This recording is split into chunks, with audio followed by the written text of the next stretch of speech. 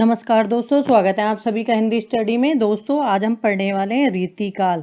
हम TGT, PGT, LT, net आदि सभी हिंदी से तैयारी करने वाले सभी की तैयारी कर रहे हैं, जो हमारे हिंदी सब्जेक्ट से तैयारी करते हैं दोस्त। तो ये इसमें मैं आदिकाल, भक्तिकाल ये दोनों डाल चुकी हूँ। आज हम पढ़ेंगे रीतिकाल। आदिकाल, भक्तिकाल के जो ऑब्जेक्टिव क्वेश्चन थे, उनकी थ्योरी थी, वो मैंने दोनों डाल चुकी हूँ। अब ये हम पढ़ने वाले हैं रीतिकाल। और रीतिकाल में हम इसका नामकरण पढ़ेंगे। कुछ इसमें शब्द ऐसे हैं जो बार बार इसमें आएंगे, उनके अर्थ भी मैं आपको बताने वाली हूँ। ठीक है, रीतिकाल। ठीक है, स्टार्ट करते हैं। जैसे रीतिकाल का समय हमारा दोस्तों 1700 से 1900 विक्रम संवत। और जो ईस्वी में लेंगे तो वो ईस्वी में हो जाएगा हमारा 1600 से 43 ईस्वी, 1643 ईस्वी से 1843 ईस्वी, ये हमारा हो जाएगा ईस्वी में। अब इसमें देख लेते हैं, कुछ शब्द ऐसे हैं दोस्तों कि जो हम पढ़ेंगे इसे रीतिकाल को, तो रीतिकाल को पढ़ते समय इसमें कुछ शब्द आते हैं तो जिनका अर्थ हमें पता होना चाहिए, क्योंकि वो बार बार इसमें आएंगे। जब हमें उसका अर्थ ही नहीं पता होगा तो हम उसे समझ भी नहीं पाएंगे भली बात ही कि इसमें मतलब कहना क्या चाह रहे हैं। ठीक है, तो जैसे स्टार्ट करते हैं। एक पहला शब्द है हमारा सर्वांग निरूपक कवि। तो सर्वांग निरूपक कवि हमारे कौन से हो गए? ऐसे कवि जिन्होंने काव्य लक्षण, काव्य हेतु, काव्यों के प्रयोजन, काव्य के भेद, काव्य की आत्मा, रस, ध्वनि, अलंकार, छंद, काव्य के गुण दोष आदि का वर्णन अपने ग्रंथों में किया है, तो वो कौन से हो गए? हमारे सर्वांग निरूपक कवि। एक आते हैं हमारे विशिष्ट निरूपक कवि। तो दोस्तों वो हमारे कौन से हो गए? विशिष्ट निरूपक कवि किसी एक काव्यांग, मतलब काव्य का कोई सा भी अंग, जैसे रस, अलंकार, छंद का, मतलब उनके पूरे काव्य में एक का ही वर्णन होगा, तो वो होगा हमारा विशिष्ट निरूपक कवि में। एक शब्द आता है हमारा जैसे रीति, काव्य रचना, जैसा रीति। तो रीति का मतलब ही क्या होता है? रीति का मतलब होता है दोस्तों कि काव्य रचना पद्धति, जो हम काव्य का रचना कर रहे हैं उसकी पद्धति क्या है, तरीका क्या है। ठीक है। एक शब्द है हमारा लक्षण ग्रंथ। तो ये लक्षण ग्रंथ है। लक्षण ग्रंथ का अर्थ होता है वह ग्रंथ जिसमें रस, छंद, अलंकार के लक्षण बताए गए हैं, मतलब रस, छंद, अलंकार के लक्षण बताए गए हैं, तो वो हमारे कौन से हो गए? लक्षण ग्रंथ। एक शब्द आता है हमारा काव्य निरूपण। तो ये काव्य निरूपण का अर्थ होता है कविता के अर्थ की विवेचना करना, मतलब कोई कविता का अर्थ है उसको अच्छी तरह से समझना और उसकी विवेचना करना, तो वो हमारा क्या हो गया? काव्य निरूपण। एक शब्द आता है हमारा नायिका भेद। तो नायिका भेद हमारा वो होता है जो रूप गुण संपन्न स्त्री का किसी का वर्णन कवि करता है, तो वो हमारा होता है नायिका भेद। उसमें जैसे प्रकृति के अनुसार नायिका हमारी होती हैं विशेष प्रकृति के अनुसार 3 प्रकार की, उत्तमा, मध्यमा और अधमा। धर्म के अनुसार होती हैं हमारी स्वेका, परकिया और सामान्य। तो इस तरह से अलग अलग नायिकाओं का जो वर्णन करते हैं अलग अलग, वो हो गए हमारे क्या? नायिका भेद ग्रंथ। आगे देख लेते हैं। जैसे एक शब्द है रीति निरूपण। तो रीति निरूपण है सोच समझकर किसी विषय या वस्तु का विवेचन करना, मतलब मौखिक रूप से अपना मत दूसरों के सम्मुख रखना कि उन्होंने किस तरह से करा और हमने किस तरह से, मतलब आमने सामने दोनों का वर्णन करना, कोई रचना है तो उसका। ठीक है दोस्तों, अब हम स्टार्ट करते हैं। जैसे पहले देख लेते हैं कुछ रीतिकाल के बारे में कि रीतिकाल हमारा है कौन सा काल। ठीक है, तो जैसे मध्यकाल था हमारा, तो मध्यकाल हमारा 2 कालखंडों में बांटा गया। तो मध्यकाल जो 2 कालखंडों में बांटा गया, तो उसका पूर्व मध्यकाल हमारा क्या कहलाया? भक्तिकाल।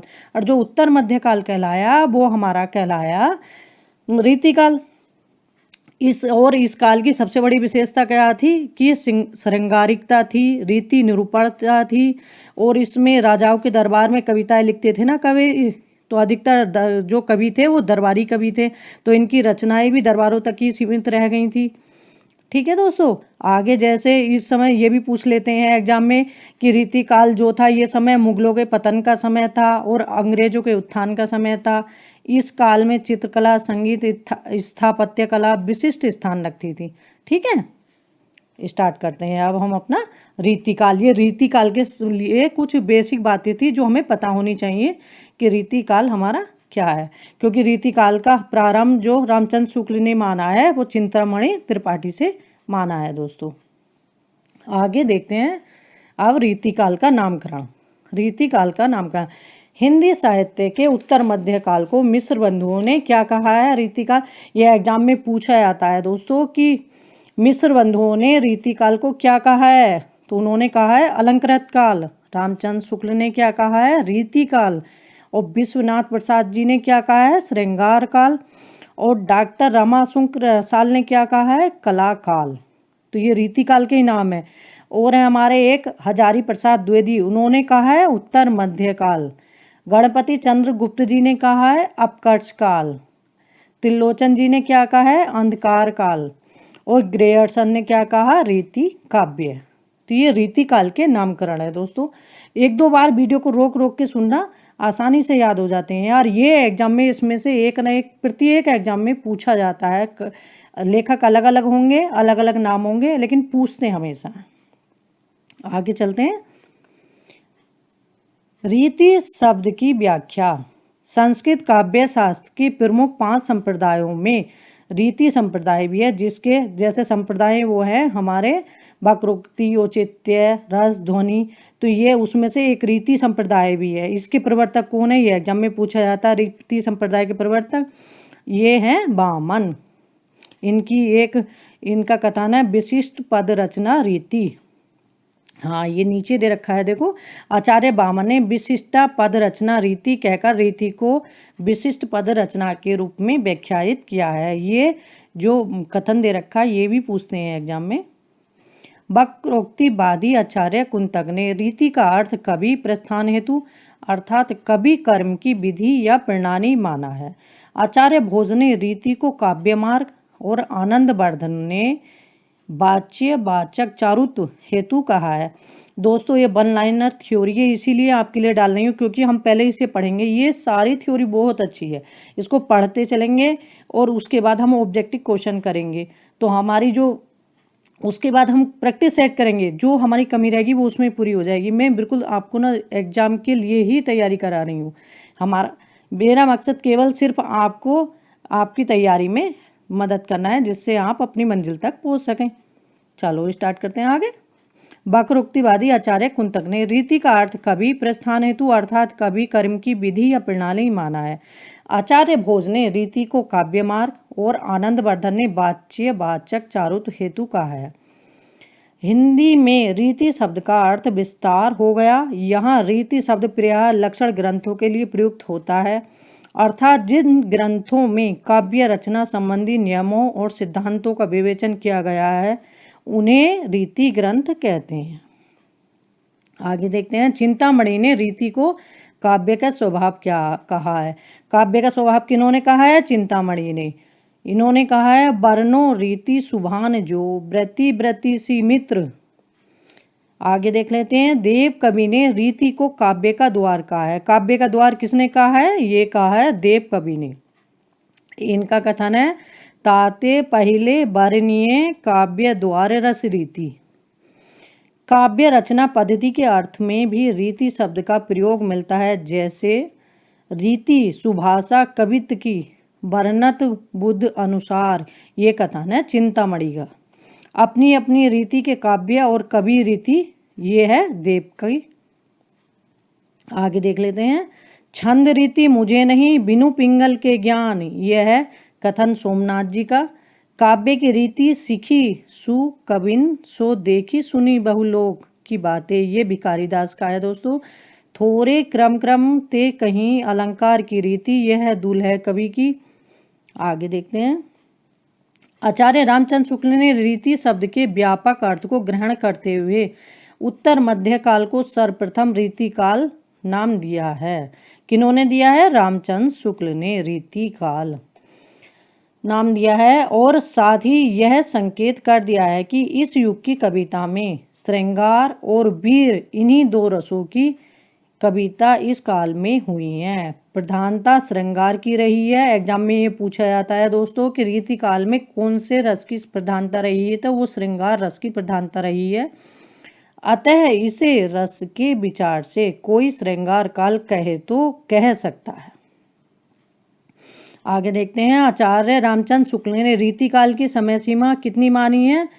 सन 1700 से 1900 विक्रम संवत, मतलब 1643 ईस्वी से 1843 ईस्वी तक निर्धारित किया है। अगर ईस्वी में आए तो ये, और संवत में आए तो इस बार टीजीटी के एग्जाम में संवत में आया था 1700 से 1900, रीतिकाल का समय दे रखा था या ऑप्शन दे रखे थे, उसमें ये भी था। ठीक है, आगे देखते हैं। बाद में प्रायः अधिकांश विद्वानों ने यही अवधि स्वीकार की है। आचार्य विश्वनाथ प्रसाद मिश्र ने हिंदी रीति काल का प्रवर्तक आचार्य केशव दास को माना है। ये भी पूछ लेते हैं कि रीतिकाल का प्रवर्तक आचार्य केशव दास को किसने माना है? ये विश्वनाथ जी ने माना है। हिंदी के प्रथम सर्वांग निरूपक आचार्य कौन है? वो केशव दास हैं। कौन है हिंदी के प्रथम सर्वांग निरूपक आचार्य? केशव दास जी हैं। केशव के 50 वर्ष बाद तक रीतिकालीन कवियों की परंपरा टूटी सी रही। आचार्य रामचंद्र शुक्ल ने चिंतामणि को रीति काव्य परंपरा का प्रवर्तन माना है। अगर नाम से पूछा जाए कि आचार्य रामचंद्र शुक्ल ने किन्हें माना है और विश्वनाथ प्रसाद ने किन्हें माना है, तो यही टिक करेंगे। जैसे विश्वनाथ प्रसाद सिंह ने केशव दास को माना है, आचार्य रामचंद्र शुक्ल ने चिंतामणि को माना है। चिंतामणि के उपरांत रीति काव्य परंपरा अविच्छिन्न रूप से चली है, क्योंकि जो रामचंद्र शुक्ल ने माना है, तो एग्जाम में भी अगर पूछते हैं रीतिकाल परंपरा का प्रवर्तक कौन है, तो वो चिंतामणि पे ही टिक करना होगा हमें। डॉक्टर भगीरथ मिश्र ने रीतिकाल का प्रवर्तक आचार्य केशव दास को ही माना है। भगीरथ मिश्र ने किसे माना है? उन्होंने भी केशव दास को ही माना है। रीति काव्य का विभाजन, तो ये है रीति काव्य का विभाजन कितने उसमें करा गया है? तो रीति कवियों का जो विभाजन किया गया है दोस्तों, तो इसमें किया गया है रीतिबद्ध, रीति मुक्त और रीति सिद्ध। 3 तरह के कवि हुए हैं हमारे रीतिकाल में, रीतिबद्ध, रीति सिद्ध और रीति मुक्त। तो जो रीतिबद्ध कवि होते हैं वो कवि जिन्होंने रीति ग्रंथों की रचना की है, अर्थात ऐसे ग्रंथों की जिनमें काव्यांगों के लक्षण और उदाहरण दिए जाते हैं। वो मैं आपको बता चुकी हूँ पहले कि सारे जो ये शब्द आने वाले हैं इनका अर्थ हमें पता होना चाहिए, तो वो देख लेना उनको, फिर ये आसानी से समझ में आ जाएंगे। जिन्होंने रीति ग्रंथों की रचना की है, अर्थात ऐसे ग्रंथ जिसमें काव्यांगों के लक्षण और उदाहरण दिए जाते हैं, वो हमारे होते हैं रीतिबद्ध। और रीति सिद्ध वो होते हैं ऐसे कवि जिन्होंने रीति ग्रंथ नहीं लिखे, लेकिन रीति की उन्हें भली भांति जानकारी थी। ठीक है दोस्तों, तो ये ऐसे कवि हमारे हो गए रीति सिद्ध कवि। इसमें एक विशेष कवि हैं हमारे बिहारी जी। और रीति मुक्त कवि हमारे वो हो गए, इन्होंने काव्यांग निरूपण मतलब काव्य के अंगों का विवेचन किया है, करने वाले लक्षण ग्रंथों की रचना नहीं की। जो काव्य के अंग होते हैं उनकी विवेचना करने वाले लक्षण ग्रंथों की रचना नहीं की, तथा हृदय की स्वतंत्र वृत्तियों के आधार पर रचना की है, कि मतलब हृदय की जो स्वतंत्र वृत्तियां हैं उन्हीं के आधार बनाकर अपनी रचनाएं की हैं। ठीक है दोस्तों, संस्कृत अलंकार शास्त्र अथवा काव्य शास्त्र की निश्चित परंपरा में आबद्ध होकर हिंदी में काव्य रचना करने वाले कवियों को रीतिबद्ध श्रेणी में स्थान दिया जाता है। अब जैसे ये दे रखा, संबंध में से ईस्वी निकालने के लिए हमें कितने वर्ष घटाने होते हैं? 57 वर्ष घटाने होते हैं दोस्तों। अगर संबंध दिया हुआ है, अगर हमें ईस्वी निकालना है तो 57 वर्ष उसमें से घटाएंगे और ईस्वी निकाल लेंगे। ये हमें एग्जाम में काम आता है, हमें पता हो समय, और मतलब सम्मत तो पता है, इसलिए हम भूल गए हैं तो उसमें से हम माइनस कर लेंगे तो वो निकल जाएगा उसका समय। आगे देखते हैं, केशव, चिंतामणि, मतीराम, देव, रसलीन, मुबारक, बिलग्रामी, जान, तोष, यशवंत सिंह, भूषण, कुलपति मिश्र, याकूब खां, पद्माकर, सूरती मिश्र, सोमनाथ, भिखारीदास, दुल्हे, गवाह, ग्वाल, प्रताप शाही आदि रीतिबद्ध कवि हैं। ये कैसे कवि हैं? रीतिबद्ध कवि हैं। आगे देख लेते हैं, जिन कवियों ने लक्षण ग्रंथों की रचना नहीं की है। अब मतलब इसमें देख लेते हैं जो रीति सिद्ध कवि हैं, इसमें हमारे बिहारी हैं, रसनिधि हैं, जो मेन कवि हैं रीति सिद्ध में वो हमारे बिहारी जी हैं।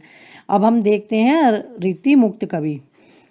रीति मुक्त कवि वे कवि हैं, रीति सिद्ध कवियों में वैसे ये दे रखे हैं, सेनापति, बिहारी, बेनी, कृष्ण कवि, रसनिधि, पजनेश, द्विजदेव प्रसिद्ध रीति सिद्ध कवि हैं। ठीक है दोस्तों, लेकिन एग्जाम में अभी तक जो पूछे गए हैं वो रसनिधि और बिहारी 2 पूछे गए हैं। जिन कवियों ने तत्कालीन मतलब रीति मुक्त, मैं अभी बता चुकी हूँ कि रीति मुक्त कवि कौन से होते हैं। तो रीति मुक्त कवि में इस श्रेणी में सर्वश्रेष्ठ कवि जो है रीति मुक्त कवि, उसमें तो वो सर्वश्रेष्ठ कवि हैं हमारे घनानंद।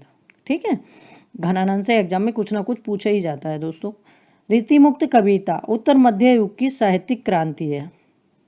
रीति मुक्त में हमारे आते हैं घनानंद, आलम, ठाकुर, बुंदेलखंडी, बुद्धसेन या बोधा आदि प्रमुख रीति मुक्त कवि हैं। तो ये हमारे होते हैं बोधा, आलम, ठाकुर, घनानंद और द्विजदेव। जो 5 मैंने नाम बताए यही नाम आते हैं एग्जाम में, और इसमें लगता है कि मुझे कहीं गड़बड़ हो, लेकिन ये नाम वही 5 हैं। ठीक है दोस्तों, रीति काल की सर्वाधिक व्यापक प्रवृत्ति नायिका भेद और श्रृंगार का विवेचन है। इसका सर्वाधिक जो व्यापक प्रवृत्ति है रीति काल की, तो वो क्या है हमारी नायिका भेद और श्रृंगार विवेचन। ये एग्जाम में पूछा जाता है कि रीति काल की सर्वाधिक प्रवृत्ति कौन सी है, तो ऑप्शन में ये होते हैं, और भी हमारे ऑप्शन होते हैं, तो हमें पता होगा तभी तो हम टिक लगाएंगे। आगे देखते हैं। विषय की दृष्टि से रीतिबद्ध कवि 4 प्रकार के होते हैं। एक तो वो जो सर्वांग निरूपक होते हैं, एक वो जो रस निरूपक होते हैं, एक अलंकार निरूपक, एक छंद निरूपक। चिंतामणि कृत कवि कुल कल्पतरु, देव का शब्द रसायन, भिखारी दास का काव्य निर्णय, सोमनाथ का रस पीयूष और जनराज का कवित रस विनोद सर्वांग निरूपक ग्रंथ हैं। इनमें से अधिकांश ग्रंथ मम्मट के काव्य प्रकाश तथा विश्वनाथ के साहित्य दर्पण पर आधारित हैं। ज़्यादातर जो ग्रंथ लिखे गए हैं वो हमारे मम्मट के काव्य प्रकाश और विश्वनाथ के साहित्य दर्पण पर लिखे गए हैं। संस्कृत के आचार्य थे दोनों। आगे देखते हैं। काव्य शास्त्र की दृष्टि से केशव दास की रसिक प्रिया, कवि प्रिया, नखशिख और चंद्रमाला उल्लेखनीय है। कौन कौन सी उल्लेखनीय है काव्य शास्त्र की दृष्टि से? केशव दास की रसिक प्रिया, कवि प्रिया, नखशिख और छंदमाला उल्लेखनीय है। रसिक प्रिया का मुख्य प्रतिपाद श्रृंगार रस विवेचन है। इसका मुख्य विषय क्या है? जो रसिक प्रिया का श्रृंगार रस विवेचन। इसमें 16 प्रकाश हैं। इसके 13 प्रकाशों में श्रृंगार रस विवेचन है। 14वें प्रकाश में यह अन्य रसों, 15वें वृत्तियों और अंतिम में काव्य दोनों 200 पर विचार किया गया है। श्रृंगार रस के साथ नायिका भेद का भी उल्लेख है। आगे देखते हैं दोस्तों। कवि प्रिया, कवि प्रिया ये भी केशव दास की रचना है। इस रचना का उद्देश्य पाठकों को काव्य शास्त्र की शिक्षा देना है। कवि प्रिया क्या है? इसका उद्देश्य पाठकों को काव्य शास्त्र की शिक्षा देना है। इसमें भी 16 प्रकाश हैं। इस ग्रंथ में कवि शिक्षा, काव्य दोष, अलंकार निरूपण पर विशेष ध्यान दिया गया है। कवि प्रिया में 18 काव्य दोषों का उल्लेख है। आगे देखते हैं। केशव ने भक्ति और ज्ञान काव्य की परंपरा में विज्ञान गीता, वीर गाथा वर्णन की परंपरा में वीर सिंह देव चरित और जहांगीर जस चंद्रिका तथा प्रबंध काव्य परंपरा में रामचंद्रिका की रचना की है। आगे देखते हैं। चिंतामणि कृत कवि कुल कल्पतरु में 8 प्रकरण हैं, जिनमें काव्य भेद, काव्य लक्षण, काव्य स्वरूप, गुण, अलंकार, दोष, ध्वनि आदि पर विचार किया गया है। कवि कुल कल्पतरु में लक्षण प्रिया दोहा सोटा छंद में है और उदाहरण कवित सवैया में लक्षण निरूपण में। चिंतामणि ने प्रिया मम्मट का अनुसरण किया है। चिंतामणि ने किन का अनुसरण किया है? प्रिया ज़्यादातर किया है मम्मट का। आगे देखते हैं। चिंतामणि कृत रस विलास में रस विवेचन है। इस पर भानुदत्त की रसमंजरी एवं विश्वनाथ के साहित्य दर्पण का प्रभाव देखा जा सकता है।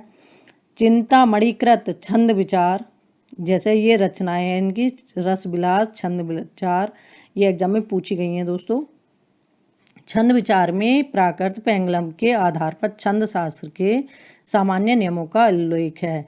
ये एग्जाम में पूछा गया है कि पेंगलम के आधार पर छंद शास्त्र के सामान्य नियमों का उल्लेख किसमें मिलता है? छंद विचार में मिलता है, जो चिंतामणि जी की रचना है।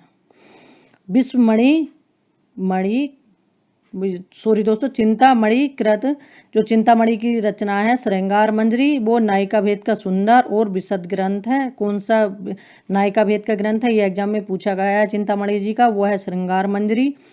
इसमें सूक्ष्म विवेचन की प्रधानता है। यह भानुदत्त की रस मंजरी पर आधारित है।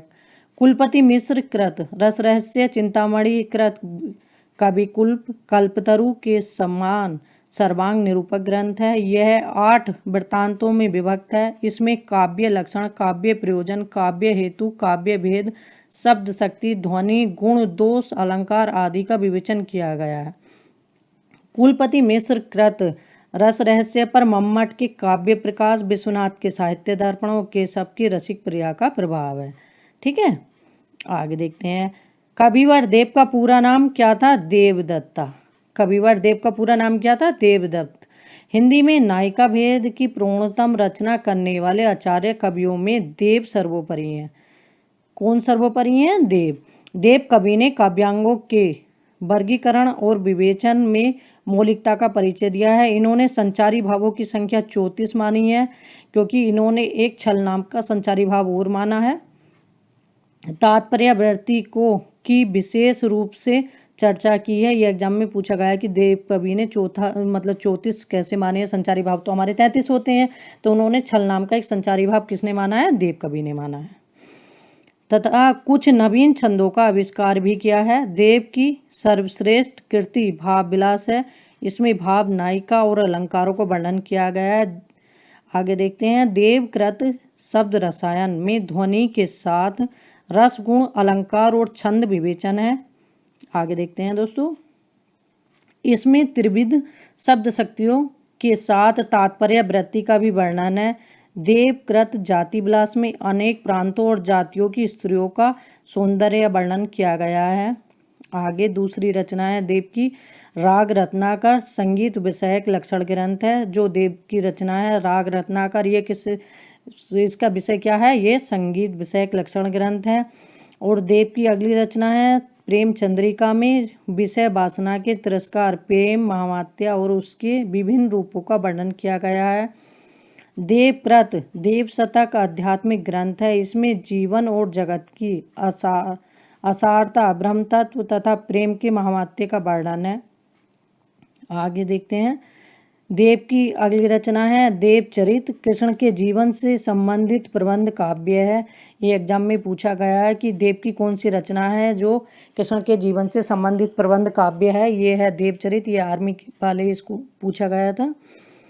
देव कवि का देव माया प्रपंच संस्कृत के प्रबंध चंद्रोदय नाटक का पदबद्ध अनुवाद है। अलंकार निरूपण में देव ने केशव को आदर्श माना है। किनको आदर्श माना है? देव ने केशव को। भिखारी दास का रसात्मक रस विवेचन संबंधी ग्रंथ है।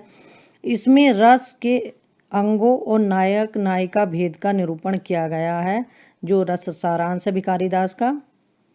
आगे देखते हैं। भिखारी दास का काव्य निर्णय सर्वांग निरूपक काव्य है। ये एग्जाम में पूछा जा चुका है कि भिखारी दास का कौन सा सर्वांग निरूपक काव्य है, तो ये इनका काव्य निर्णय है। इसमें काव्य प्रयोजन, काव्य करना, अलंकार, रस, भाव, ध्वनि, गुणी, व्यंग, तुक, गुण और दोष आदि का विवेचन है। भिखारी दास कृत छंदों वर्ण पिंगल के 15 तरंगों में मात्रिक और वर्णिक छंदों का परिचय दिया गया है। इससे पूर्व हिंदी में इतने विस्तार से छंदों का विवेचन नहीं हुआ था। आगे देखते हैं। ग्वाल कवि का सर प्रमुख ग्रंथ साहित्य आनंद है। कौन सा है? साहित्य आनंद। यह 2443 छंदों की विशालकाय रचना है। इसमें काव्य लक्षण, भेद, स्वरूप, हेतु, प्रयोजन, छंद, रस, गुण, रीति, दोष, अलंकार आदि सभी काव्यांगों पर विचार किया गया है। ग्वाल कवि में कवि पक्ष की अपेक्षा आचार्य पक्ष की प्रधानता है। आगे देखते हैं दोस्तों। रीतिकाल के काव्यांग निरूपण के अंतर्गत सर्वाधिक ग्रंथ रस विवेचन संबंधी हैं। यह एग्जाम में पूछा जाता है कि रीतिकाल में काव्यांग निरूपण के अंतर्गत जो काव्य के अंग हैं उनके जो हैं रस, छंद, अलंकार, उसमें सर्वाधिक ग्रंथ किस पे लिखे गए हैं, तो वो है रस विवेचना संबंधी पर। रसों में भी श्रृंगार रस मुख्य रस है, जिसपे सबसे ज़्यादा हमारे काव्य निरूपक ग्रंथ लिखे गए हैं।